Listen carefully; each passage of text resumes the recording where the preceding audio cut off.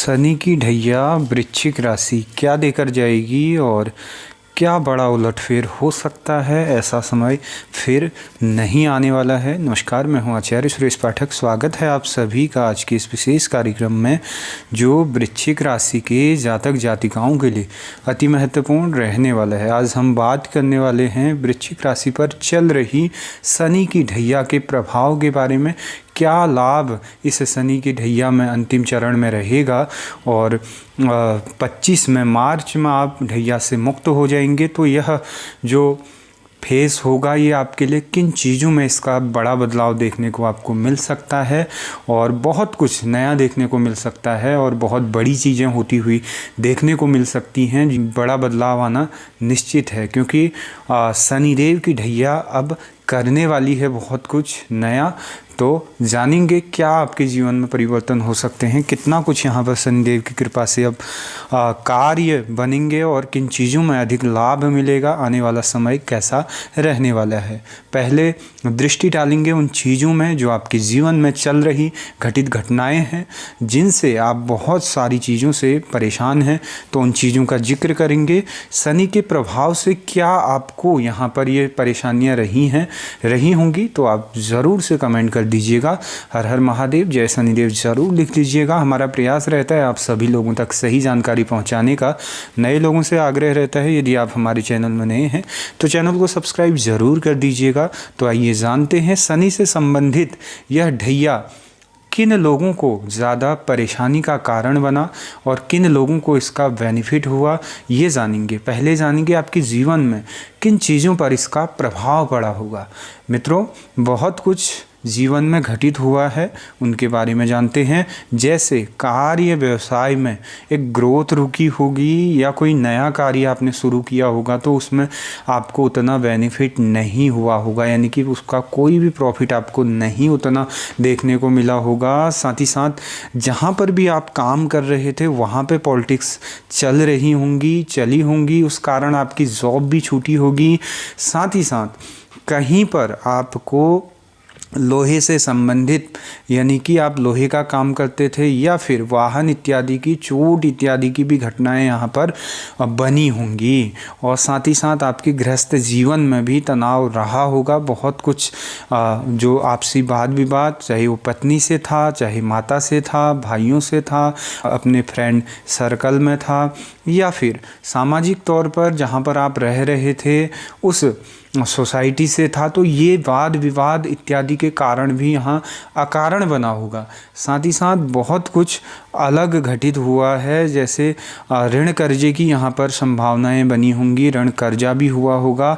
ये चीज़ें इस ढैया के दौरान हुई होंगी। साथ ही साथ पेट से संबंधित परेशानी हुई होगी और हो सकता है चेस्ट पेन या फिर चेस्ट से रिलेटिव माइग्रेन, पाँव का दर्द, बैक पेन तथा समय समय पर कुछ न कुछ लगा रहना, यानी कि शरीर स्वस्थ नहीं रहा होगा। कहीं ना कहीं जो एक इम्यून सिस्टम था वो बिगड़ा होगा।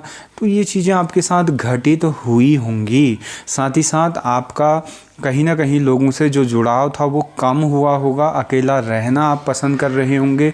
कुछ एंजाइटी भी थी, यानी कि अकेले में आप ज़्यादा पसंद करते हैं रहना। साथ ही साथ कुछ एंजाइटी भी चल रही थी, मानसिक तनाव अत्यधिक रहा होगा।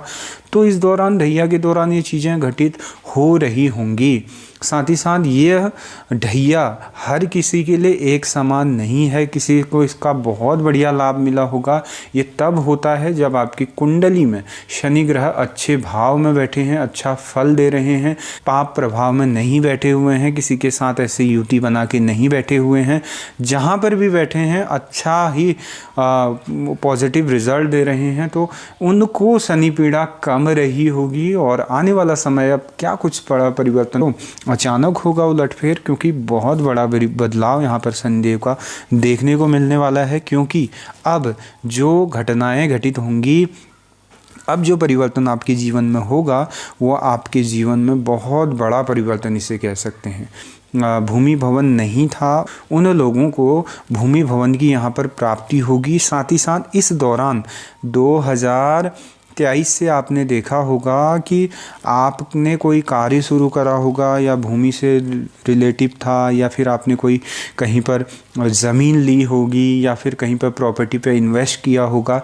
ये कुछ ना कुछ आपके जीवन में रहा होगा और बहुत से लोगों का यहाँ पर भूमि भवन तैयार भी हो गया होगा।